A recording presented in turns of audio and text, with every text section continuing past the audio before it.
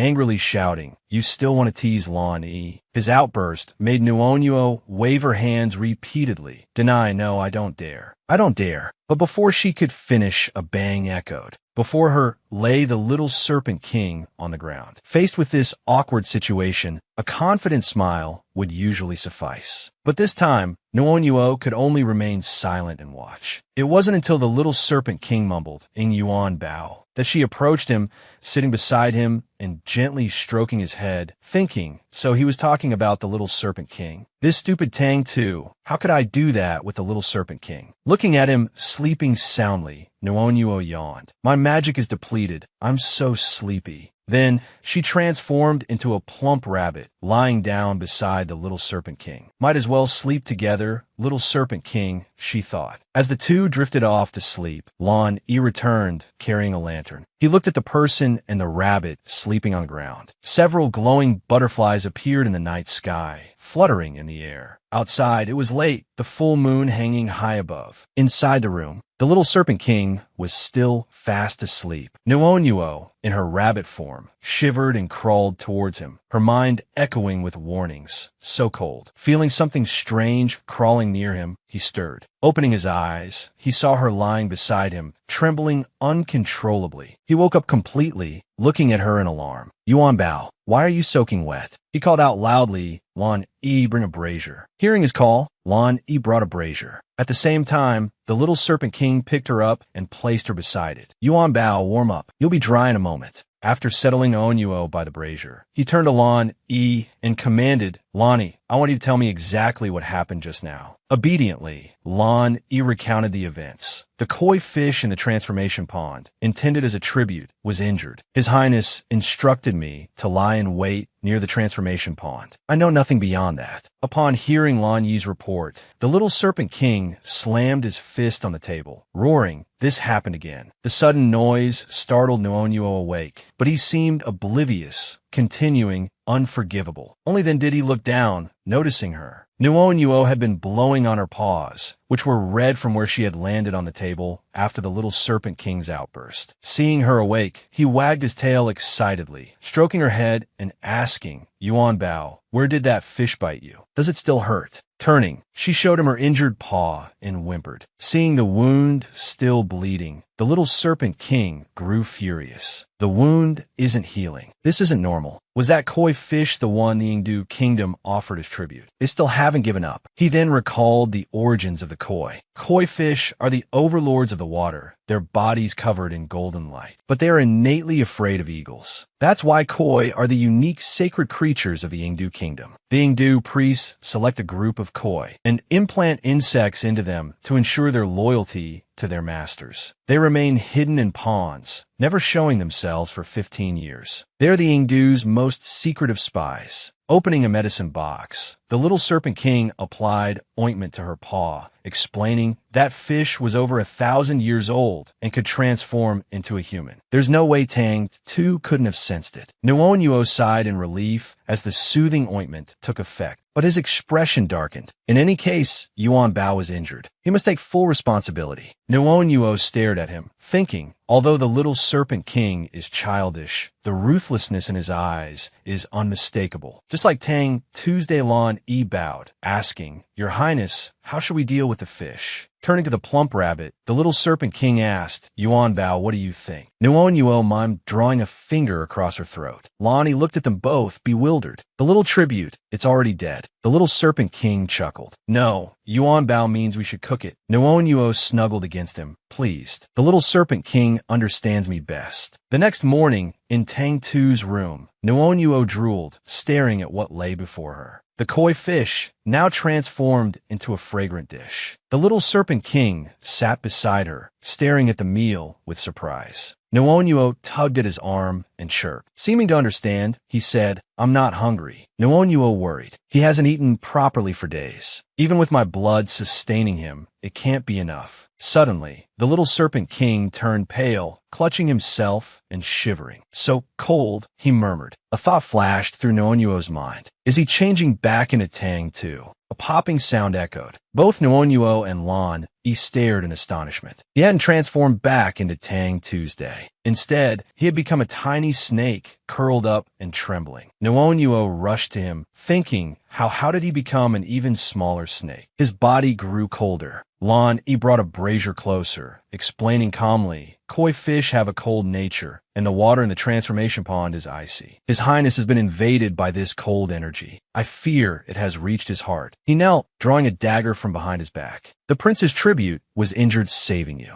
Now it's your turn to save the prince. Hearing this, Nuonuo closed her eyes and offered her arm, thinking, all right, I'm ready. Seeing this, Lan Yi immediately sheathed his dagger. Nuonuo quickly helped the little serpent king up, holding her arm towards him and thinking, don't waste a single drop, little serpent king. The little serpent king flicked out his tongue, lapping at the blood flowing from Nuonuo's wound. After a while, her body began to wither. The little serpent king continued to drink, thinking to himself, enough, enough. I'm about to turn into a dried rabbit. Lan Yi, standing to the side, sighed and said, I told you to use the number 8. Just then, the little serpent king's body began to glow. Nuonuo's eyes widened with excitement. He's transforming back. And indeed, the small snake shifted, returning to the form of Tang Tuesday. Nuonuo crawled towards him, offering her still bleeding arm to his lips. He can't drink anymore, Tang Tu thought weakly. Suddenly, Nuonuo pulled her arm back, whimpering. Tang Tu, still dazed, frowned in discomfort. Then, he grabbed Nuonuo's leg. He quickly pulled her closer and brought her leg to his mouth, continuing to drink her blood. Nuonuo's mind swam. I forgot I still had a hind leg. Tang Tu's fangs sank deep into her flesh. Ow! She cried internally. That hurts. The pain intensified, and she squeezed her eyes shut, clutching her face. If I don't stop him, he'll... Just then, with a pop, Nuonuo transformed back into her human form. She immediately stomped on Tang Tu's face with her other foot and scrambled to her feet. 36 strategies. Running away is the best, she thought, fleeing the room. But as she ran, a hand grabbed her ankle. Tang Tu, having fallen off the bed, clung to her leg, pulling her face first onto the floor. Utterly defeated, Nuonuo reached towards the doorway, crying, Lan Yi, control your prince. But Lan Yi was already retreating even faster. The prince has awakened. He called, I'll go prepare his morning meal. Liar, Nuonuo Sotet, your prince never eats breakfast. As she yelled, Tang Tu appeared behind her like a ghost, making her jump. Regaining her composure, she turned and stammered, Tang Tu, snap out of it. Unable to retreat further, he pressed close, grasping her hand. He licked her palm. Nuonuo blushed crimson, trembling. No more, she whispered. Alarm bells rang in her head. Tang Tu, if you drink any more, I'm done for. With that thought, Nuonuo headbutted him with a resounding crack. Both of their foreheads swelled instantly. Tang Tu collapsed unconscious. Nuonuo stood over him, hands on her hips. Good thing rabbit heads are hard. No snake can withstand my headbutt. She then dragged his unconscious body onto the bed. Exhausted, Nuonuo collapsed beside him, panting. He's so heavy. One night, I'm worn out. She glanced at Tang Tu, sleeping peacefully beside her. She yawned. She snuggled against him and drifted off. Outside, the sun climbed higher. Tang Tu's hand, trapped beneath Nuonuo's body, had gone numb. He woke up, rubbing his wrist and glaring at the culprit who had caused his discomfort. She was still fast asleep. His gaze fell on her exposed calf, where 2 distinct fang marks stood out against her pale skin. He stared at the bruises for a moment, then gently touched the wounds. Suddenly, his face flushed crimson. Then, he pressed down hard on the wound. Truly a strange action for such a beautiful face. Nuonuo, deep in sleep, was jolted awake by the sharp pain. Ow! She cried out. The culprit sat beside her, wearing a smug, utterly punchable expression. She quickly hugged her leg protectively, glaring at him. What are you doing? Tang Tu, back to his usual self, looked at her questioningly. Where did this bite mark come from? What were you and it doing last night? Nuonuo shrugged helplessly at his interrogation. You were incapacitated, and it was just a child. What could we possibly have done? Any other male would have. Tang Tu stared at her in disbelief. Incapacitated? Me? He gaped at her. After a moment, she stammered it. It was imperial concubine. Mother. She gave me medicine that made me lose control. Your Highness, it's not like it had to be you. Did you really have to throw me into the pond to be fish food? Tang Tu frowned at her words. He gripped her chin. So, you were hoping someone else would help you with that kind of problem.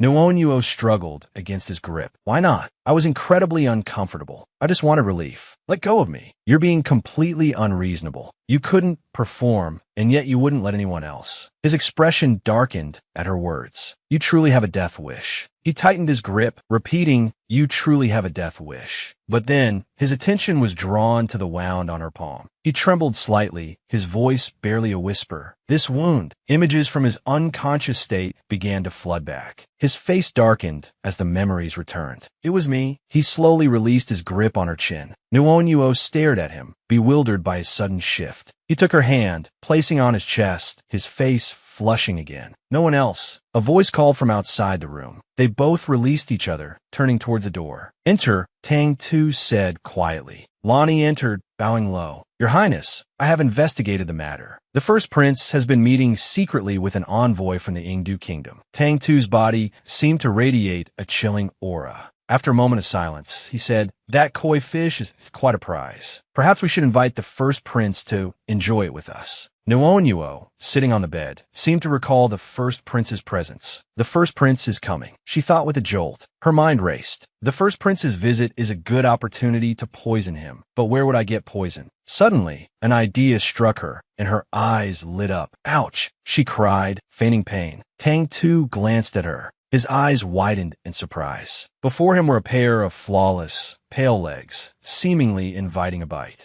Nuonuo lifted her leg higher, batting her eyelashes. Tang Tu was utterly dumbfounded. The wound from that koi fish, it won't heal on its own, she whined. Tang Tu, you have to take responsibility. His face turned icy. Take responsibility. How? Nuonuo, delighted at his question, clasped her hands together eagerly. Well, you could find me a physician to treat me, of course, she suggested, thinking to herself, physicians have lots of herbs. They can definitely make poison. After a moment of silence, Tang Tu turned to Lonnie. Lon, summon physician he, and you will accompany her. Yes, your highness, Lonnie replied immediately. Having just spoken, he reconsidered. Then, decisively looking at the person beside him, he continued, forget it, it's better to keep her at least 10 meters away. Lon, standing to the side, hearing this, broke out in a sweat, her face a picture of awkward embarrassment. Outside in the beautiful flower garden, Nuonuo sat leisurely on a swing, eating fruit. A little impatiently, she muttered to herself, why is this physician taking so long? Having just finished speaking, Nuonuo glanced over at Lon, who was standing lost in thought, leaning against a tree. Driven by her love of food and sharing, she offered Lon a few glistening red cherries. Don't be so serious, she said. Do you want something to eat? My leg is injured. I'm not going anywhere. She was in the midst of reassuring Lon, when suddenly, a clear, childlike voice rang out. Who is it that requires my personal attention? Hearing every word, Nuonuo turned her head in surprise. A girl with unusually colored long hair, followed by a maid, walked calmly towards them. Sitting down beside Nuonuo, she crossed her arms and legs and, looking at the person in front of her, asked, is it you? It's me, Nuonuo replied. Hearing this, she quickly jumped off the swing, lifted her skirt to reveal the wound with 2 clear teeth marks, and said, look, this wound was caused by the koi fish. It can't heal on its own. Physician he, seeing the wound, looked annoyed. Then, in a sarcastic tone, she said, such a tiny wound, and you called for me personally to come all this way for this. Saying this, she turned to leave. Seeing this, Nuonuo was astonished and reached out to grab the physician's robe. Don't go, physician he. The two tugged back and forth for a long while, neither willing to let go. Seeing that the physician was still determined to leave, Nuonuo seriously offered a deal. Let's make a trade. What do you think? I'm a red-eyed spirit rabbit with healing abilities. I heard you're staying in the mansion to cure Tang Tu's illness. I can help you. Hearing this, physician he was surprised, but her surprise quickly turned to joy. Grasping Nuonuo's hands firmly, she replied, no need for more words. It's a deal. The physician quickly rummaged through her medicine box, searching for a while, then said, I didn't bring enough ingredients. I'll go back to my courtyard to prepare the antidote for you. Seizing the opportunity, Nuonuo suggested, physician he, I want to go and have a look. But the physician closed her eyes and hurriedly refused. No, No one is allowed to enter my courtyard. My precious ingredients cannot tolerate any mistakes. Hearing this, Noonyuo leaned closer and whispered in her ear, "Physician He, while we're there, you can take some of my blood for research. If Lan Yi is here, she'll definitely stop me." Hearing this, Physician He turned to look at Noonyuo. Seeing her apparent sincerity, she was somewhat moved. The physician pretended to cough a few times and then slowly said, "Lan Yi needs a herbal bath for her treatment. You don't need to follow me. I'll look after her." Physician He's words, spoken with absolute authority, made Lan Yi agree without a doubt. "Yes," Lan Yi replied. Noonyuo, overjoyed, hugged Physician He tightly and said affectionately, "I love you so much." Her actions and words made the physician blush with embarrassment. The scene then shifted to the physician's courtyard in the Imperial Medical Institute. Taking advantage of the opportunity, Noonyuo walked around, observing the various medicines. Seeing this, Physician He cautioned, "That's a deadly poison. Don't touch it carelessly." Noonyuo quickly asked, "Are there any other deadly poisons, so I can avoid them?" The physician, unaware of Noonyuo's intentions, enthusiastically pointed them out. "This one, that one, and the one in the corner." Seeing so many things she wanted, Noonyuo smiled triumphantly. With deadly poisons in mind, she stealthily approached a shelf of poisons. Suddenly, Lan Yi's loud call from outside, "Your Highness," startled Noonyuo, making her panic. "I'm dead. I have to hide this," she thought. Thinking this, she rushed into a room and slammed the door shut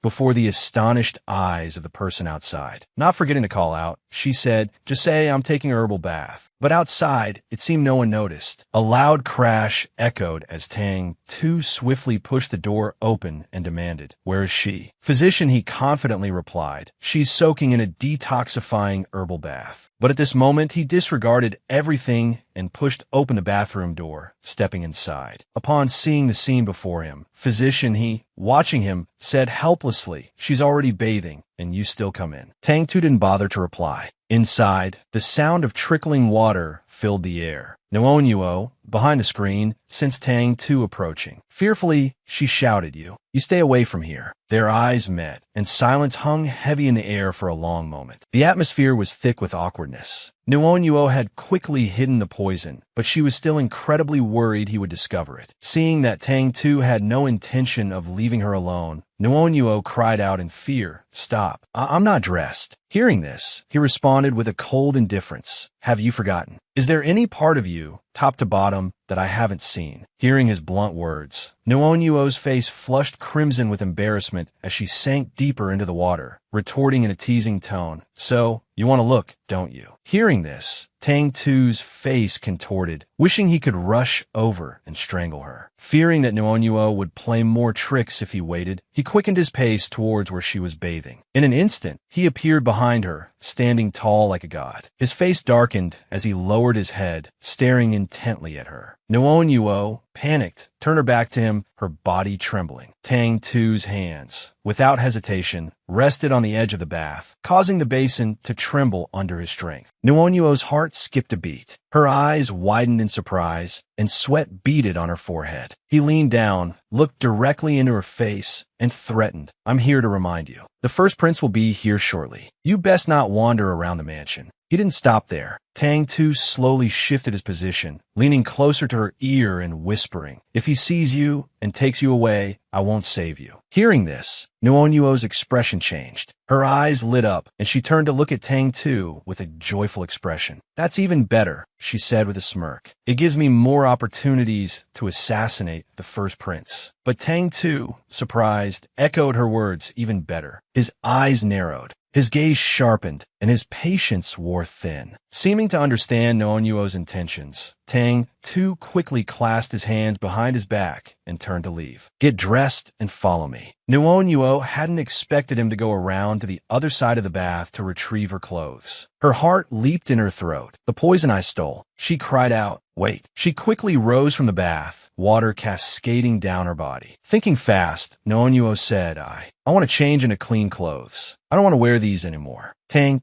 Tu wasn't easily fooled. His eyes narrowed, unimpressed with her acting. He sensed something had fallen out and glanced down. A small, carefully tied blue pouch lay in the corner. Tang Tu, still holding her clothes, looked up at her and said, "What are you trying to do? Playing your old tricks. I won't fall for it." Nuono Pao said, thinking. Tang Tu had always hated her attempts to seduce him. This tactic would surely anger him enough to leave. After careful consideration, she tugged on his sleeve and said, "Well then." He remained unmoved, indifferent to her antics. Nuonuo leaned towards him, revealing her alluring figure, a perfect S-curve that would make anyone watching the screen spurt a nosebleed. Tilting her head, she purred provocatively, "Will your highness fall for this new trick?" Tang Tu remained calm and handsome, unfazed by her seduction. He leaned closer to her, his mind sharp, "Trying to force me to leave. I'm not going anywhere." He cheerfully played along with her act, pulling his robe open to reveal a glimpse of his sculpted 10-pack abs. "Fine then, I'll join you in the bath." Nuonuo's lips pressed into a thin line. "What? This isn't going according to plan." Quickly, she turned, clutching her chest and dramatically pressing a hand to her forehead, launching into an Oscar-worthy performance. "Oh, my head, it's spinning. I've been in here too long. Physician He, help me. I'm going to faint." Her cries echoed, loud enough to be heard outside. The ever-enthusiastic physician, he burst through the door, only to be met with a scene of utter awkwardness. Before him lay Nuonuo, sprawled dramatically in the bath, unclothed. Tang Tu stood beside her, his robe hanging loosely open. Physician He, sweating and blushing furiously, stammered, such vigorous activities can lead to fainting. It's quite common, but perhaps a little restraint would be advisable. Don't call me for such trivial matters again. With that, physician, he fled the scene with lightning speed. Nuonuo, from the bath, called after him in vain, "It's not what you think. Come back, physician He." Tang Tu, no longer playing along, quickly redressed himself. Enough with the theatrics. Nuonuo, gripping the edge of the bath, trembled, her eyes wide and innocent as she stared off into the distance. This time, Tang Tu truly left. "I'll give you time," he stated, his voice firm. "One stick of incense to return to your cage. If you do, I'll forget about the contents of your pouch." His figure disappeared. Nuonuo watched him go, a whirlwind of emotions swirling within her. The scene shifted to Tang Tu's magnificent residence. Soft footsteps and a warm voice echoed. "My dear third brother, you're too kind. Such fine treasures. And you immediately thought of me." The first prince entered, his presence radiating authority. Tall and handsome, with an air of undeniable charisma, he nevertheless held a look in his eyes that hinted at something less than benevolent. He greeted Tang Tu with a jovial smile. "It's been too long, brother." Tang Tu, wasting no time on pleasantries, responded with a thinly veiled barb. "The sight of carp always reminds me of you, elder brother." The first prince settled himself at the table with an eager grin. "Then what are we waiting for? Let the feast begin." He clapped his hands, signaling the start of the meal. On cue, a procession of servants entered, bearing platters laden with fragrant dishes. 3, then 4 beautiful women followed, their faces veiled with silk scarves. Elegantly adorned and dressed in luxurious robes, they exuded an alluring charm. Tang Tu's eyes widened slightly as he watched the group, a flicker of alarm crossing his face. His gaze fixed on the last woman in line, something about her hair and earrings strikingly familiar. The servants moved with practiced grace, their hands steady as they carried the dishes towards the first prince. One by one, they placed the platters on the table. Then came Nuonuo. Though her face was hidden behind the silk veil, her inherent beauty couldn't be completely masked. She met the first prince's gaze with a seductive glance. The prince, ever the admirer of beautiful women, readily returned her gaze. Tang Tu, watching from above, practically fumed. His eyes narrowed in anger. What is she playing at? Nuonuo stepped closer to the first prince, her voice soft as she spoke. "Your Highness, please enjoy your meal." But a dangerous glint flickered in the first prince's eyes. As Nuonuo reached to withdraw her hand, he caught it. "Not so fast." The unexpected action startled her.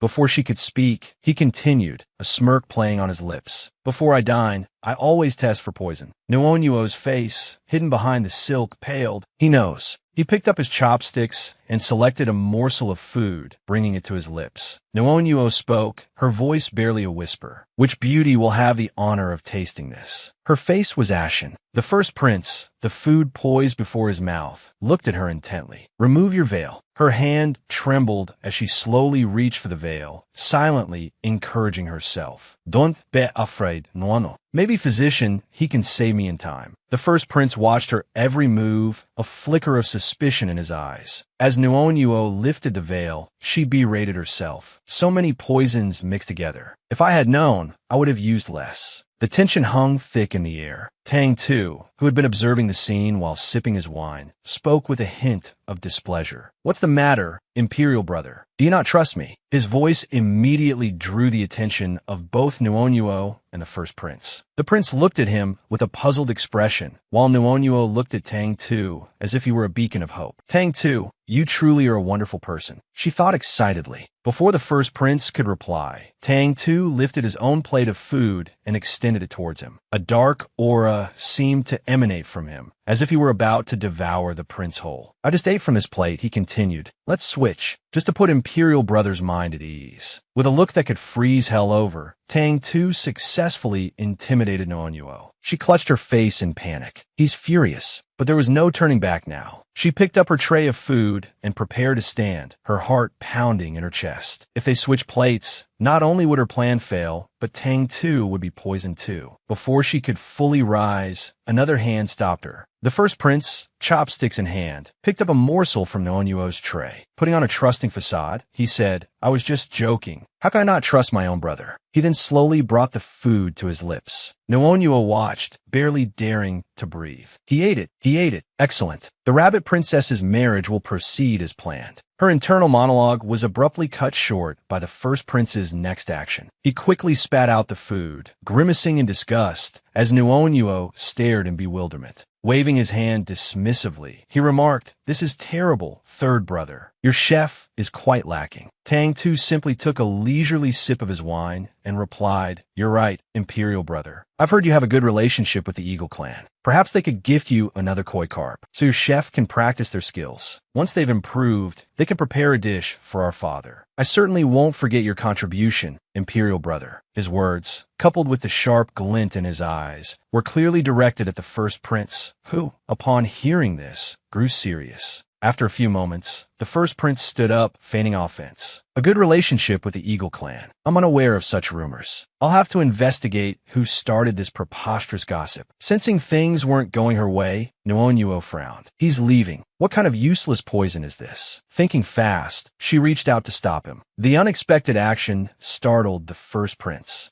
What does the little beauty want? He asked. Nuonyuo quickly transformed into a picture of demure charm. Your Highness, she said, Lord Tang Tu has prepared a special banquet and has had us slave girls practice a dance for 3 days. Allow us to perform for you. The first prince's face lit up with excitement. Oh, he exclaimed, sitting back down. He then turned to Tang Tu and commanded, Let the music begin. As soon as he finished speaking, music filled the air and the graceful dancers began their mesmerizing performance. As Nuonyuo danced, she told herself, the poison failed, but if I can gain his trust, I'll have more opportunities to assassinate him later. With this thought in mind, her movements became even more alluring. The first prince, watching her dance, his eyes lit with growing interest, suddenly snatched at the silk ribbon on Nuonyuo's costume and yanked it hard. The unexpected force caught Nuonyuo off guard. Her eyes widened in surprise as she stumbled and fell into the first prince's arms. Tang Tu, observing the scene, burned with silent fury. You brazen rabbit, he thought. The first prince, one hand on Tang Tu's arm and the other on Nuonyuo's thigh, said, Third brother, this dancer of yours isn't bad. Perhaps you should gift her to me. Nuonyuo, suddenly apprehensive, glanced at Tang Tu, thinking he must be furious. Her glance was met with a look that could curdle milk. Tang Tu rose, affecting an air of nonchalance, but his voice held a warning. If Imperial brother likes her, I'm naturally willing to give her to you. However, Imperial brother should perhaps see her face before making a final decision. With that, he pulled down Nuonyuo's veil. The first prince's expectation of a flawless, creamy complexion was met with a face covered in freckles. Nuonuo flushed crimson with embarrassment. Tang Tu, on the other hand, looked immensely satisfied. After a moment of savoring the first prince's reaction, he struck Nuonuo with the back of his hand, sending her sprawling. "So ugly, yet you dare cling to me," he roared. The first prince quickly caught her, but not without adding insult to injury. "Perhaps Imperial Brother should reconsider," he said smoothly. Tang Tu, already turning to leave, called back over his shoulder, "Third brother can keep her." What a nuisance. Held in the first prince's arms, Nuonuo indignantly muttered, "Am I really that ugly?" At her words, the first prince's brow furrowed. He released her, turning his head away, then looked back with a sharp question. "Are you that eager to follow another man?" "Nuonuo stammeled." "Ah, I was just doing my duty." Tang Tu, reappearing, tossed the pouch of poison she had stolen from physician he at her feet. "This is your duty," he scoffed. "Hiding so much poison, were you planning to kill him?" Nuonuo stared at the pouch, realizing he knew everything. She slumped to the ground, clutching her hands together in despair. I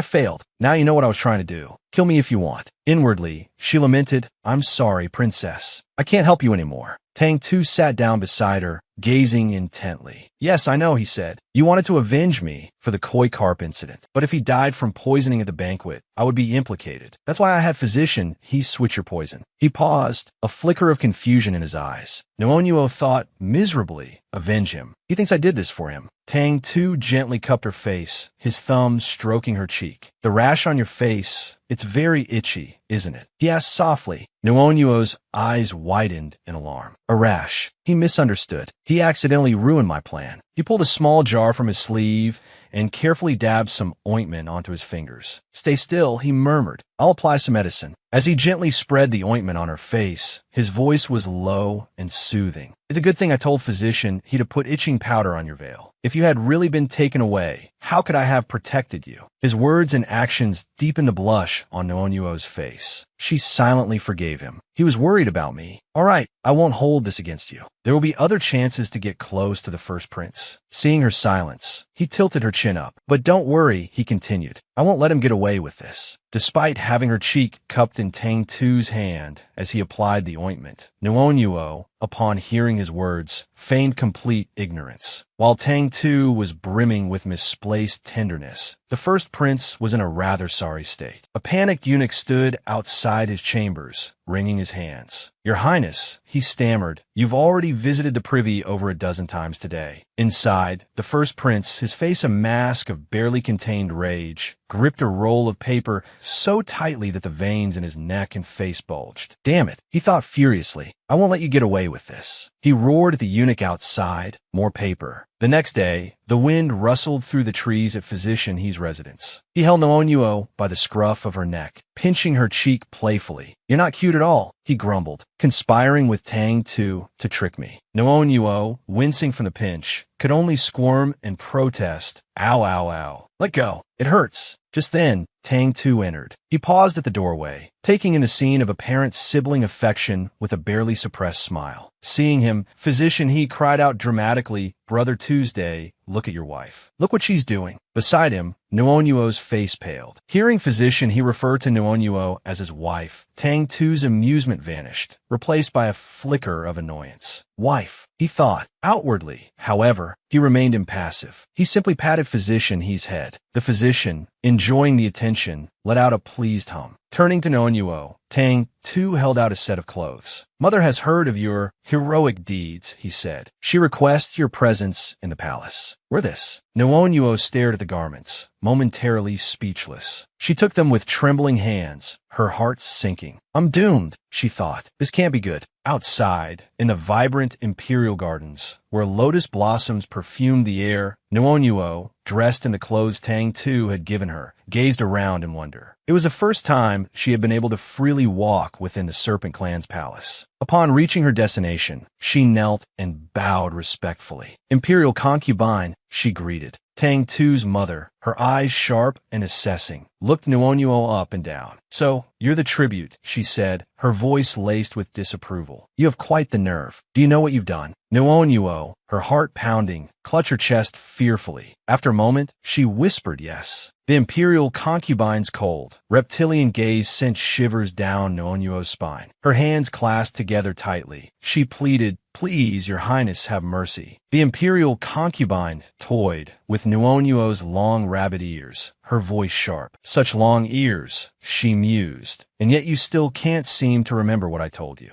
Nuonuo's face flushed crimson as her sensitive ears were handled. Seeing her silence, the imperial concubine continued her scolding without waiting for a response. "I told you to win over Tang Tu, and yet you go around flirting with others." Chastened, Nuonuo sat with her head bowed, murmuring, "Your Highness, I truly tried. It's just that, Tang Tu's." Before she could finish, the imperial concubine interrupted, changing the subject. "Where's your rabbit tail? Show me." Unable to refuse, Nuonuo trembled, whispering, "Yes." With a grimace, she concentrated, and with a poof, a fluffy white rabbit tail appeared. The imperial concubine immediately moved behind Nuonuo, stroking the soft fur with a gleam in her eyes. "So soft," she murmured, her voice laced with a hint of menace. "It would make a lovely everyday toy, wouldn't it?" Overwhelmed by the combination of having her tail touched and the thinly veiled threat, Nuonuo burst into tears, her hands clasped together in supplication. "Your Highness, please spare me." Seeing her adorable, terrified expression, the imperial concubine couldn't help but laugh. "I'm just teasing you," she said, her voice now warm and amused. She took Nuonuo's hand and pulled her to her feet. "Come now," she said, her smile widening. "I hear you can't shift your form freely. What do you do at night?" Then, imperial concubine, while stroking Nuonuo's delicate white hand, slowly revealed her thoughts about young Tang Tuesday. "Little Tang Tu doesn't like adult beastkin," she confided. "He still thinks you're a child the same age as him, which is why he likes you so much. A child's affections are pure. Adults have too many schemes and constantly fight amongst themselves." Nuonuo pondered her words, her thoughts drifting back to when Tang Tu, in his little snake form, was so frail. He hadn't seen her human form then. If the imperial concubine was right, what would happen when he saw her true appearance? She recalled their first encounter after her transformation. He had stared at her, bewildered, before hesitantly asking, "Yuan Bao?" Without hesitation, she had replied, "It's me." But young Tang Tu had sobbed uncontrollably, denying her. "You're not Yuan Bao. Yuan Bao is small and cute." His words echoed in her mind, setting off alarm bells. "He's going to hate me," she realized with a sinking heart. Her face paled, and the imperial concubine, noticing her distress, waved a hand in front of her. "Yuan Bao," she called, her voice laced with concern. It took a moment for Nuonuo to regain her composure. "Yes, your highness," she whispered meekly. The imperial concubine produced a small pill. "Yuan Bao," she said, holding it out, "don't disappoint me this time." Nuonuo recognized